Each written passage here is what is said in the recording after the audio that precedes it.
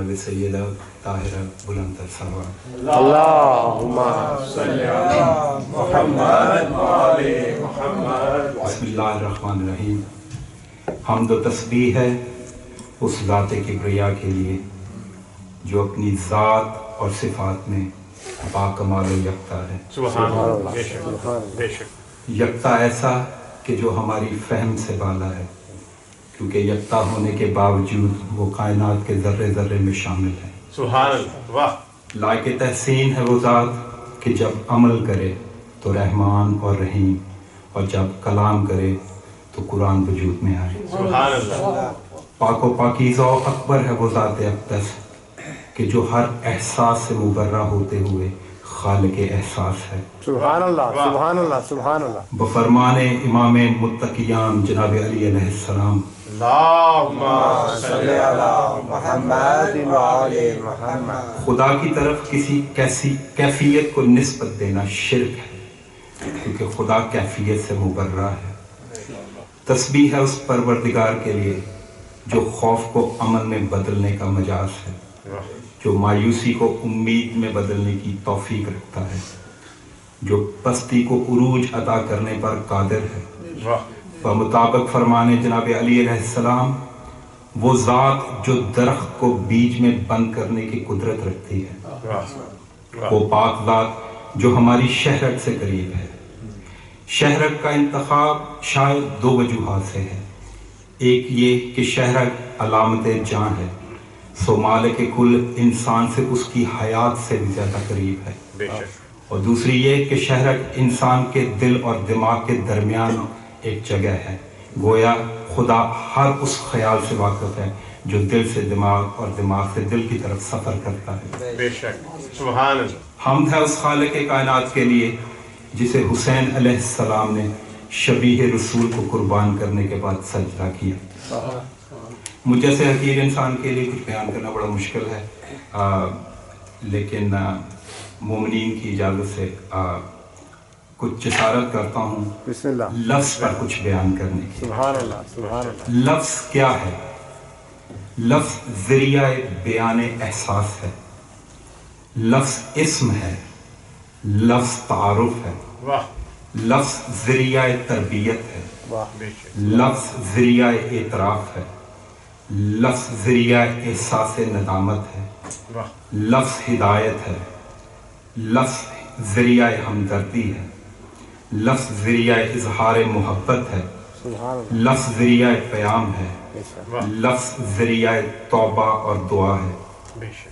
गोया लफ्ज़ का वजूद इंसान को दूसरी तख्लीकात परवरदिगार से अलग करता है। लफ्ज़ की अहमियत का अंदाज़ा सिर्फ इस बात से लगाया जा सकता है कि जब इस कायनात का वजूद हुआ तो भी एक लफ्ज़ कुन से हुआ, जबकि हर चीज़ के वजूद का इन्हिसार खुदा के हुक्म से नहीं बल्कि इरादा से है। लेकिन शायद मशीयत खुदा को लफ्ज़ की अहमियत को वाज़ेह करना मकसूद था, सो कुन कह दिया। लफ्ज़ के मकाम का तायुन किसी निस्बत से हुआ करता है। लफ्ज़ की निस्बत अगर पस्त चीज़ से हो जाए तो उस लफ्ज़ का इजहार और समाअत गुनाह के ज़ुमरे में आता है, और अगर उसकी निस्बत आला चीज़ से हो जाए तो बयान लफ्ज़ और समाअत लफ्ज़ बायस कुर्बत परवरदिगार बन जाते हैं। सुभान अल्लाह, माशाअल्लाह, माशाअल्लाह। लिहाजा लफ्ज़ की बेहतरीन निस्बत मोहम्मद ज़िक्र मोहम्मद व आले मोहम्मद करार पाए। जो लफ्ज़ इस निस्बत का हामिल हो उस लफ्ज़ का शुमार ज़िक्र में होता है। और ख़ुद कुरान में इरशाद खुदाबंदी है कि ए हबीब हमने आपके ज़िक्र को अफसल कर दिया। सुभान अल्लाह। जहाँ लफ्ज़ों की तकरीम अहम है वहाँ अल्फाज की तरतीब भी उतनी ही अहम है। मसलन सूरह फातिहा में है कि अल्हम्दुलिल्लाह रब्बिल आलमीन अर्रहमानिर रहीम मालिक यौमिद्दीन। रहमान और रहीम ही क्यों, जबकि खुदा के 99 नाम हैं। वो शायद इसलिए कि इन नामों के औसाफ इस सूरा के लिए मौजूद थे, क्योंकि रहमान होने का कहकर खुदा ने कहा कि मैं इंसान को अशरफुल मखलूकात पैदा करूंगा, उसके लिए बेहतरीन रिस्क मुयस्सर करूंगा। اس کے لیے زمین اور آسمان کو خزانوں اور رازوں سے بھر دوں گا اور پھر اسے عقل سلیم عطا کروں گا تاکہ وہ ان چیزوں کو مسخر کر سکے. اولاد جیسی نعمت دوں گا تاکہ اس کی آنکھیں خیرہ ہوں. رحیم اس لیے کہ انسان کم ظرف واقع ہوگا، سو وہ بار بار حکم خدا کی عدولی کرے گا اور میں بار بار اس کو معاف کروں گا. لیکن اس کے بعد کہا مالک یوم الدین، کہ کبھی بھولنا مت تم سب میری طرف لوٹائے جاؤ گے اور میں یوم حساب کا مالک ہوں. گویا کہ ثابت ہوا کہ لفظ کا انتخاب، تکریم اور ترتیب اعلیٰ ذکر کو وجود دیتی ہے.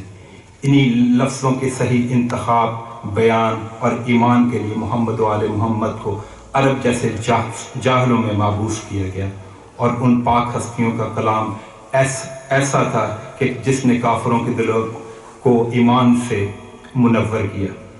ذہن میں عقل نے نمو پائی، عقل نے آداب طہارت خیال و بیان کا سلیقہ سیکھا، اور جب تک عقل انسانی قائم رہے گی وہ محمد و آل محمد کی احسان مند رہے گی. اپنی کم علمی کو ملحوظ خاطر رکھتے ہوئے کچھ الفاظ جو میں نے لکھے ہیں کہ سبق نبی سے ملا لا الہ الا اللہ، سبق نبی سے ملا لا الہ الا اللہ، ہے آدمی کی بقا لا الہ الا اللہ، علم کے سائے تلے لا الہ الا اللہ، یزیدیت سے جدا لا الہ الا اللہ، خون اصغر جو بہا لا الہ الا اللہ، تڑپ کے ماں نے کہا لا الہ الا اللہ، بچ جائے دین خدا لا الہ الا اللہ، سو یہ دیتی ہوں ردا لا الہ الا اللہ، سبحان اللہ سبحان اللہ. دے کے اکبر کو کہا لا الہ الا اللہ، رہے گا نام تیرا لا الہ الا اللہ، جری نے بازو دیے لا الہ الا اللہ، فقط تھی ایک وجہ لا الہ سبحان اللہ سبحان اللہ، خشک لب وقت نزا لا الہ الا اللہ، رکا نہ جاری رہا لا الہ الا اللہ، ستم یہی نہ رکا لا الہ الا اللہ، سر وہ نیزے پہ اٹھا لا الہ الا اللہ، ہو گیا حشر بپا لا الہ الا اللہ. صلوات اللہم صلی علی محمد وعلی محمد. ماشاءاللہ جی، بہت خوبصورت. اللہ کرے زور قلم اور زیادہ. بھائی ویر حسن کی صحت و سلامتی کے لیے بلند تر صلوات. اللہم صلی علی محمد وعلی محمد.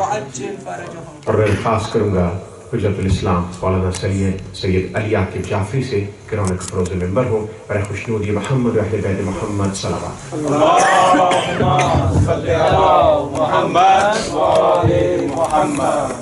تھوڑا آگے نعرہ تکبیر اللہ اکبر، نعرہ رسالت یا رسول اللہ، نعرہ حیدری یا علی. برائے خوشنودی محمد و آل محمد بلند تر صلوات. اللہم صلی علی محمد وعلی محمد وعجل فرجہ. اعوذ باللہ من الشیطان الرجیم، بسم اللہ الرحمن الرحیم، الحمد للہ رب العالمین، والصلاة والسلام علی سید الانبیاء والمرسلین وخاتم النبیین سیدنا و نبینا وشفیع ذنوبنا وطبیب قلوبنا وبالقاسم محمد. اللہم صلی علی محمد وعلی محمد وعلی بیتہ الطیبین الطاہرین الغر المیامین المعصومین من یومنا هذا الى یوم الدین.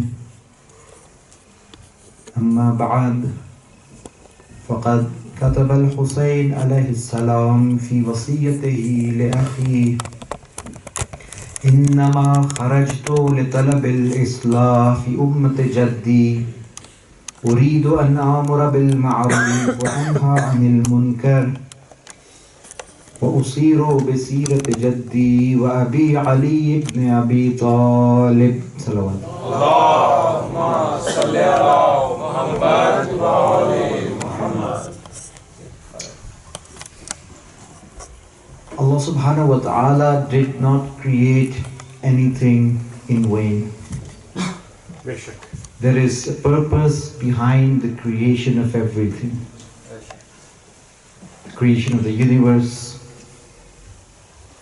the creation of the sun, the moon, the stars, the humans. There is a purpose behind them. And the success and failure of each and every one of them depends on it fulfilling that purpose of creation. When a device is created, a mobile phone for example, there is a purpose behind its creation. And if a device does not fulfill that purpose of creation, what do you do with it?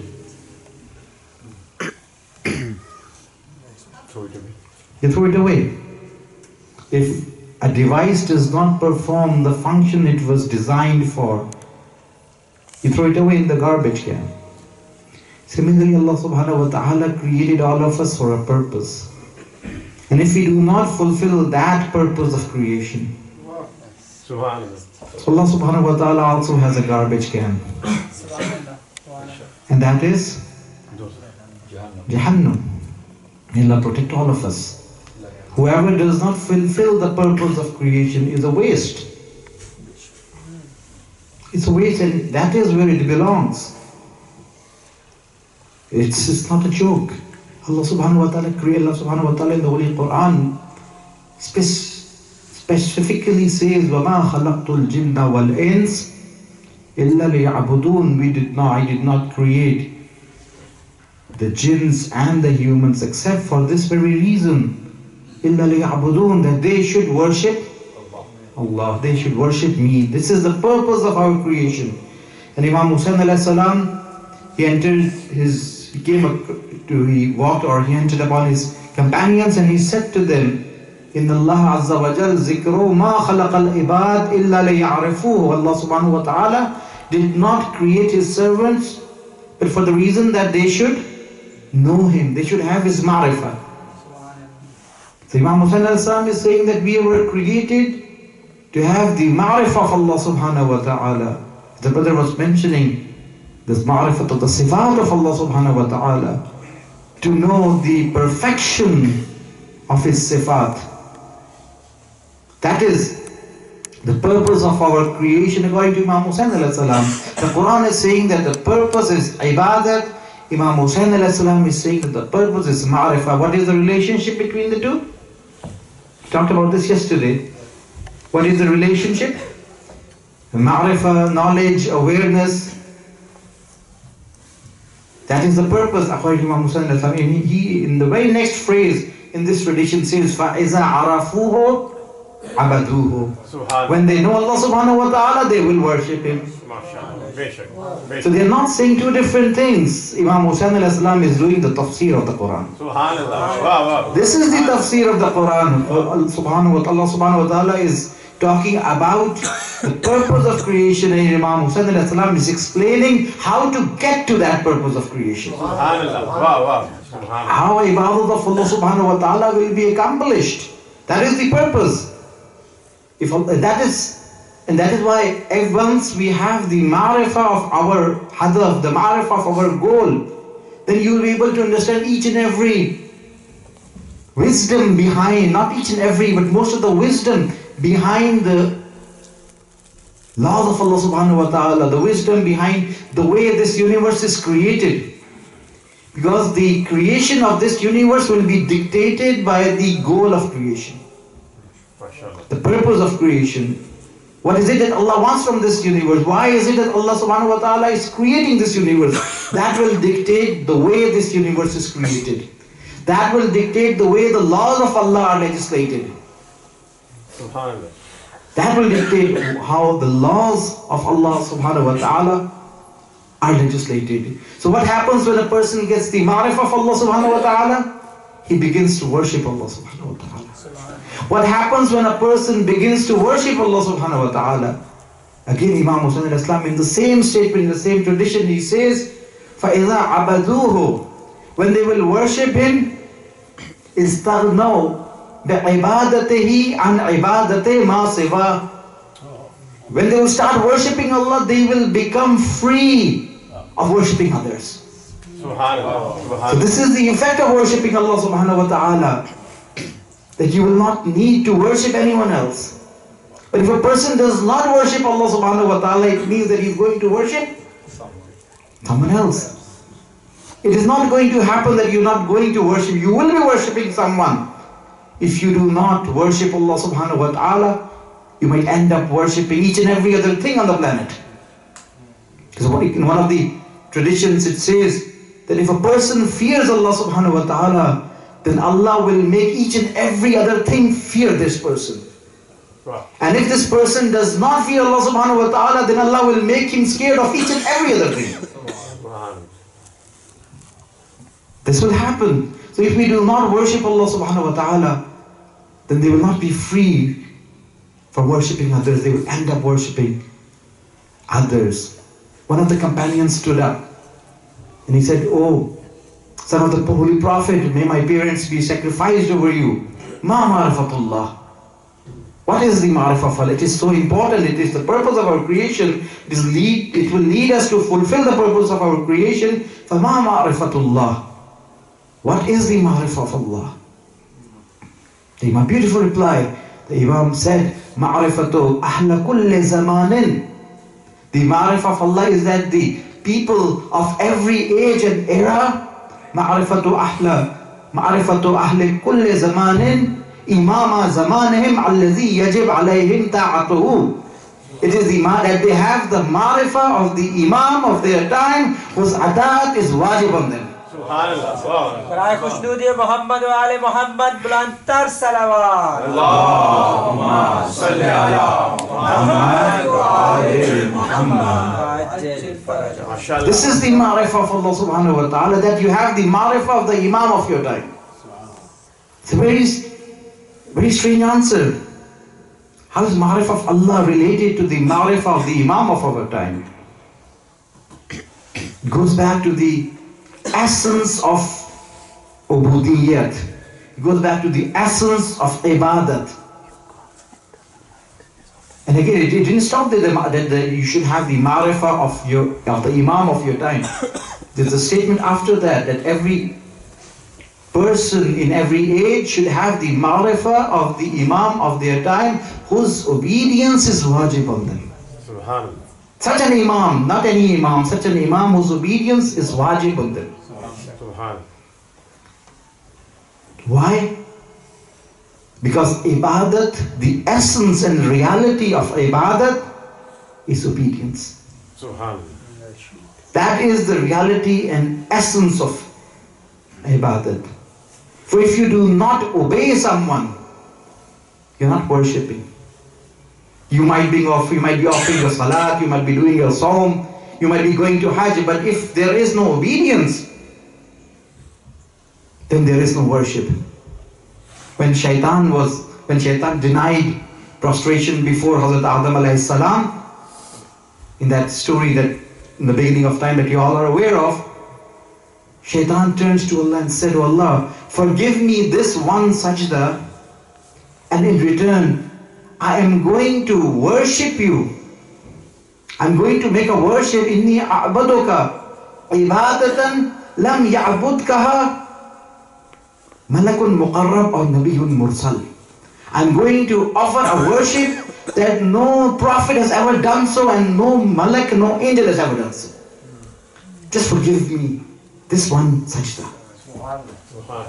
ये एक सजदा माफ कर दे, इस एक सजदे से मुझे निजात दे दे. I'm not going to do this one sajda instead. Instead, I'm going to prostrate, I'm going to make an ibadat that no one has ever done before. What was the reply? The answer came, La hajata ila ibadatik. I do not need your worship. Inni uridu an u'bad min haythu urid, la min haythu turid. I want to be worshipped the way I want, not the way you want. Nare takbir, Nare risala, Nare haidari. I want to be worshipped the way I want, not the way you want. If Allah had accepted his proposal, whose words were accepted? Did shaitan accept Allah's word or did Allah accept shaitan's words? Ibadat is obedience. Allah is not willing to accept an ibadat from a person that no one else has, no prophet, no angel has ever done so before. In return, in exchange for this one sajda. If you want to obey me, it is this one sajda that I want from you.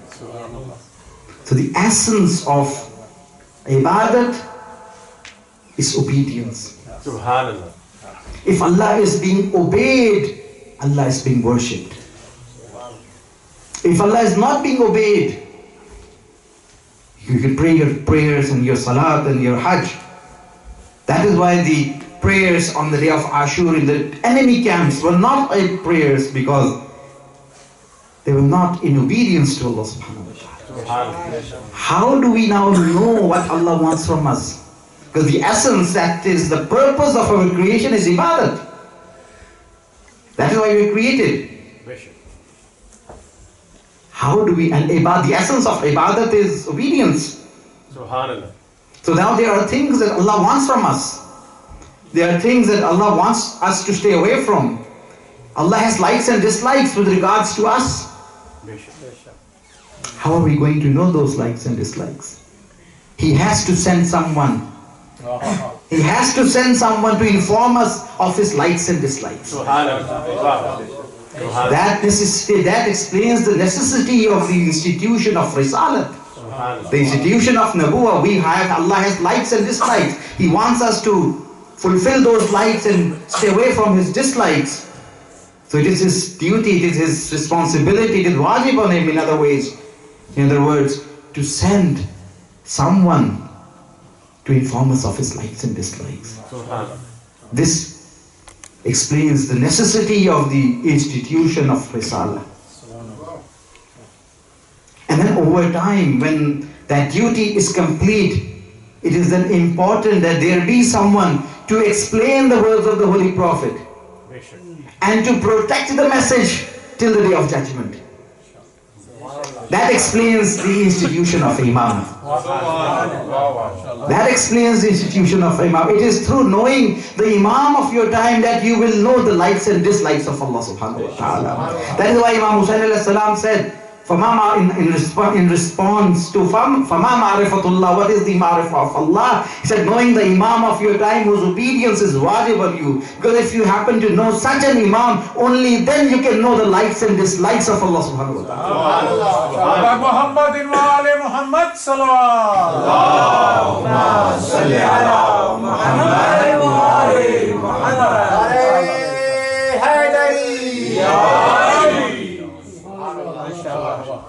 Only then we can know the likes and dislikes of Allah. That's why you have this condition, whose ata'at is wajib on you. Because when ata'at is wajib and you follow such a person, only then Allah will be worshipped. Only then Allah is being worshipped. But if we follow our own desires, if we are praying because we like it, if we are observing fast because we were born in a Muslim family, and because it is the religion of my forefathers, then we are in a way worshipping our own selves. We are worshipping our own selves. It has to be following someone who we understand, whose obedience to that person is obedience to Allah subhanahu wa ta'ala. That is the essence of worship. Ata'at, obedience. Now what defines an act of worship? What is an act of worship? When you're eating something, is that an act of worship? No. you're sleeping, you're talking, are those acts of worship? So what is it that makes an act of worship? That is the purpose of our creation. We should know a lot about what the purpose of our creation, because that is what true success is, fulfilling the purpose of our creation. So what is the differentiating factor between an act of worship and other acts? What makes an act of worship?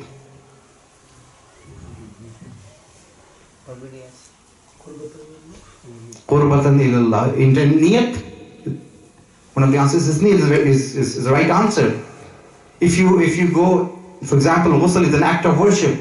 If you go to the swimming pool and then you swim all day and you then get out of the swimming pool, would that count as your ghusl of Jummah, for example? No. Why? Because there is no niyat involved. But if you have the niyat, then that will count as an act of worship. So one of the important conditions for an act to be considered an act of worship is niyat. What is niyat? How is it done? It's translated as intention. How does one intend an act? So when we were kids, and probably in some Sunday school, that is how it is generally taught, that when you want to do wuzu, for example, you take water in your right hand and then you say, I perform wuzu for salat, qurbatan ilallah. Or when you're fasting, you say, I am performing fasting, qurbatan ilallah. That is niyyah. That is how it was explained to us. And then some people go a step further and say, you don't even have to. Do you have to repeat it with your words? Does niyyah has to be said with your tongue? No, it's not necessary to recite it with your tongue. Even if you pass it through your mind, that is enough. But that is again not complete. That is again not complete. It is important that we spend a little bit time on intention and how intention is performed, because that is the purpose of our creation. Ibadat, which depends on niyyah. It depends on niyyah. That intention that I'm doing this act, everybody has it. For example, if you're performing wudu and I ask you, what are you doing? What would you reply? I'm doing wudu. Right? When you were coming to the center and if I asked you, where are you going? What would you say? To the center. That if you're found in Tesco and somebody asks you, why are you here? You say, I'm here because I want to shop. Right? So if you did not have the intention of coming to the mosque, would you be sitting here? No. So that intention is always there when you stand up for prayers, whether you say it or not, that I'm praying a 2-rakat prayer. That is why you're standing on the prayer rug. Because you have that intention. Does that count as the intention that Allah subhanahu wa ta'ala is wanting from us? No. No. What is missing? So if a person stands on the mosque, on the mat and says, I'm praying 2 rakat namaz, qurbatan ilallah, or he has that intention in mind, is that enough? I'm still seeing people nodding their heads. So what is missing? Vocal declaration. Vocal declaration. Loves. But no, I think we mentioned in the beginning that loves is not, for niyyat, loves is not a requirement. It has to be a vocal declaration. No, it's not a requirement for in niyyah. Passing it in your mind, is that enough?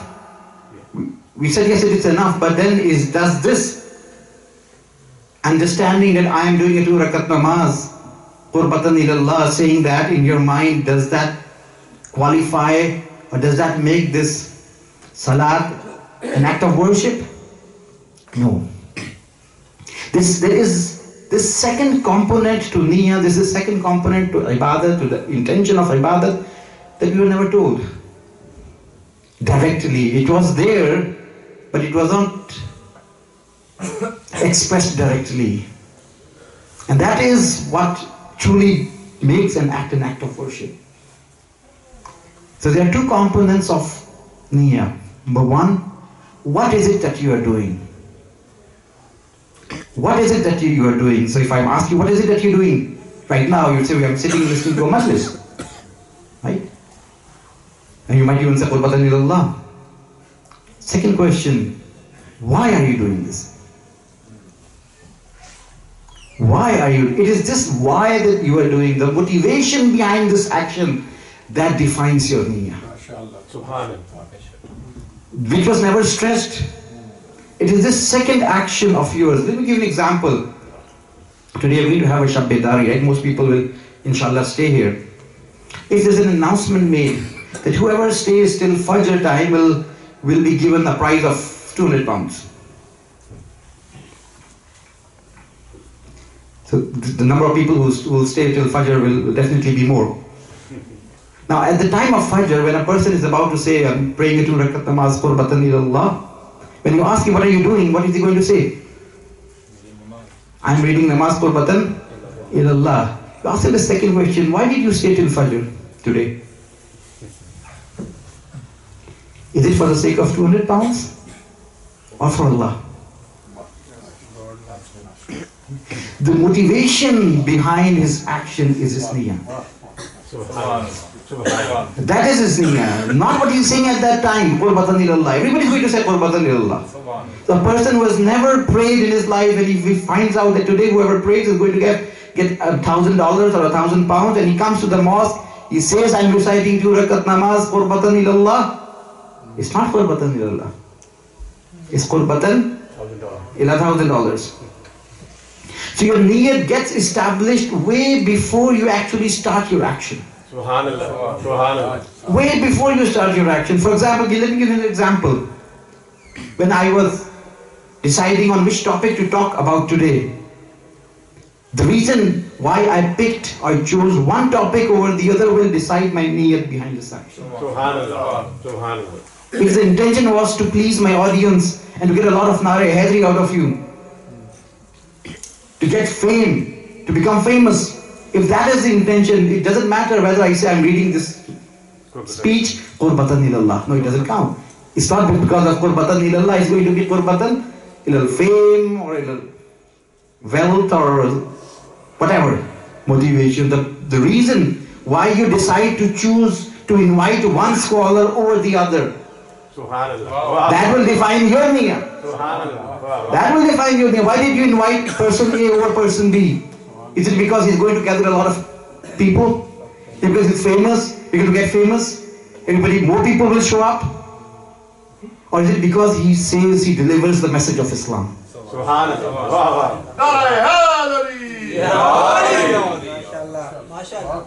That is going to define your intention. So it is not what you say, hum deen ki khidmat kar rahe hain. We all say that, but there is a litmus test behind it. That we all should be running every time. Why is it that I'm doing this act? What is the motivation behind this act? That defines our, and that is what we need to fix.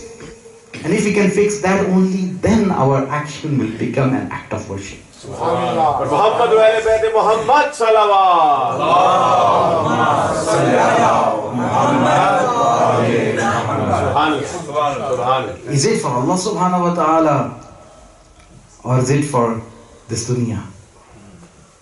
And it happens a lot of time that you start an action for the sake of Allah subhanahu wa ta'ala, but then shaitan comes and corrupts your worship. A lot of people start a center or start a good event or a good action for the sake of Allah subhanahu wa ta'ala, but eventually it gets spoiled. Protecting an act is even more difficult than performing that act. There's a story in our books which says that there was this person, an Abid, who used to worship Allah subhanahu wa ta'ala in a village.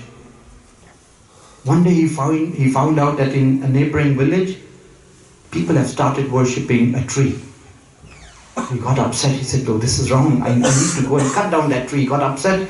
He took his axe and he started walking towards that village. And as he was going towards that village, Shaitan came to stop him. in the form of a human, an old person, a wise person. He came and he stopped his way. He said, "Why are you going? Where are you going?" He said, "People have started worshipping a tree, and this is against Tawheed, and I can't stand that. I have to cut down that tree."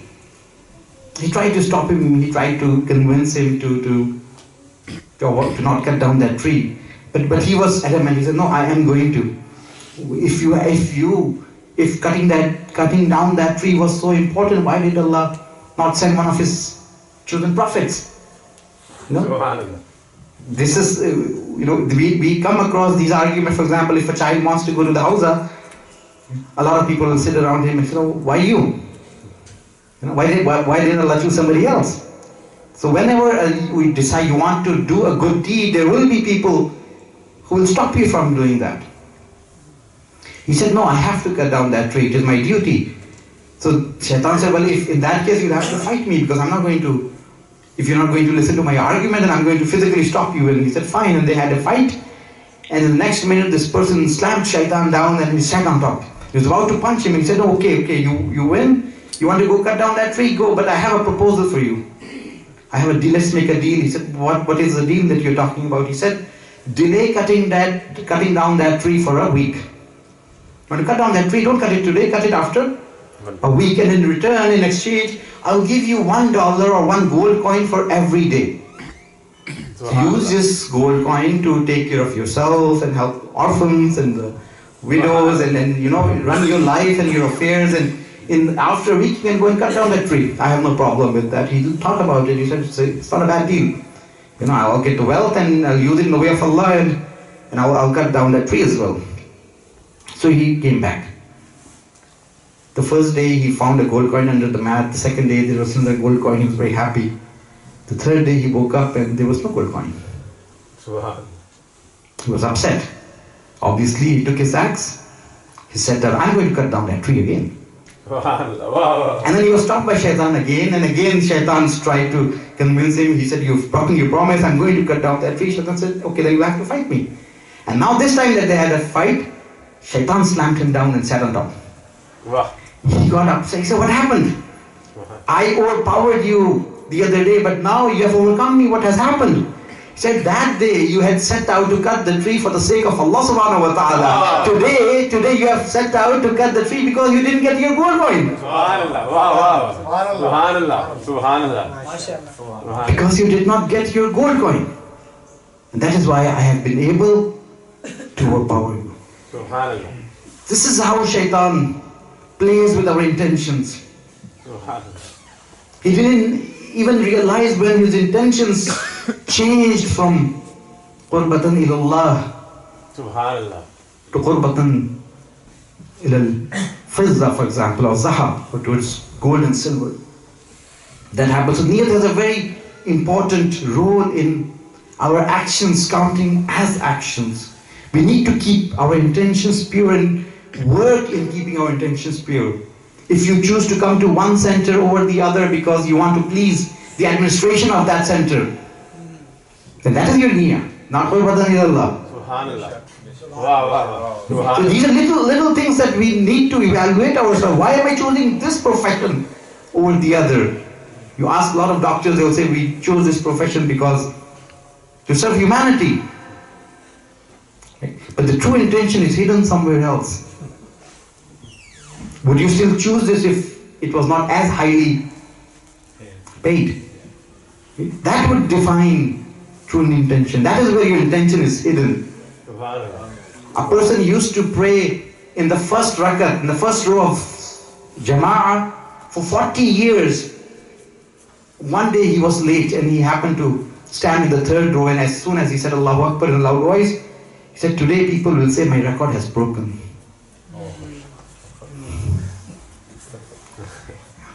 My record for 40 years is broken today." And the moment he's realized the thought that has come to his mind, he says, "All these 40 years I was worshipping just to make a record?" And then he came and he repeated all of his prayers, because if your prayers are batil, if you're doing it for other than Allah subhanahu wa ta'ala. This is how and why intention is, and niyat is So important. When one of the Imams was asked about why is it that a person does good deeds for 40 years or 50 years, or a person does bad deeds for 50 years, he ends up in hell forever, or in heaven forever. Well, his actions were in a limited span of time, 50 years. But instead he's going to be sent to hell or heaven for eternity. It doesn't make sense. The Imam replied, it is based on the answer that the Imam gave, the secret is rooted in intention. The Imam replied, this person who lived in this dunya for 50 years and did good deeds, his intention was such that had he stayed in this dunya forever, he would have continued to do good deeds forever. And this other person, his intention was such that if he stayed in this dunya forever, he would disobey and commit sins forever. That is what defines. So his intentions defines. His intentions define whether he's going to go in hell forever. His intentions define eternity in hell or heaven. So intention is a very, very powerful tool. It not only has its effects in the hereafter, even in this dunya. For example, a person who wants to construct a mosque, if he is doing it for the sake of Allah subhanahu wa ta'ala, it is going to be a totally different mosque, a totally different place than the mosque that he is going to build if he is doing it for the sake of popularity or fame. If a person is building a mosque because he wants to become famous, he is going to build a mosque where most people can see it. Not where it is needed. Not where it is needed, where he is going to get more popularity. He's not going to use the best material for it. But if you are doing it for the sake of Allah subhanahu wa ta'ala, you will be building the mosque, maybe in a remote village where nobody would know. You will be using the best material because you want it to last. So even the physical nature of the action, the physical life of the action gets affected by your niyyah. And niyyah that is for the sake of Allah will result in a mosque that is everlasting in this world, longer life as compared to a mosque built for other than Allah subhanahu wa ta'ala, that will have a limited life. The same with actions. The actions done for Allah subhanahu wa ta'ala will live forever. Muhammad wa ali bayt Muhammad salawat. Allahumma salli ala Muhammad wa ali Muhammad. The reason that we find that the Imams and their actions are still living today, the reason that we find that we are still commemorating the zikr of Imam Hussain alayhi salam today is because of their intentions. The purity of intention. That is the reason why each and every action that they performed is still alive today. We'll talk about the sincerity of intention inshallah tomorrow or the day after tomorrow, and that will enable us to understand their fazail much better. All of the 2 or 3 days that we've been talking about is a prerequisite to understanding the fazail of the Ahlul Bayt. Once you know that obedience to Allah is worship, once you know that the condition of worship is niyyah, intention, the more pure your intention is, the higher the action is going to get. What do we say then about a person who did not have any person other than Allah subhanahu wa ta'ala when he was performing an action? That action would be at the highest level. That action would stand as a model for all others to follow. That person would be an ideal for all of us. That is the actions of our Imams were ideal for all of humanity. That is why the Holy Prophet is an ideal for all of humanity, because its intention was pure and for Allah subhanahu wa ta'ala. We'll talk about that inshallah in more detail. I'm running out of my time. That was the intention when Imam Hussain alayhi salam was leaving Medina. The intention that he mentioned in the statement that he made in his wasiyah to Muhammad Hanafiya, what did he write? إِنَّمَا خَرَجْتُ لِطَلَبِ الْإِسْلَافِ يُمَّةِ جَدِّي. I am leaving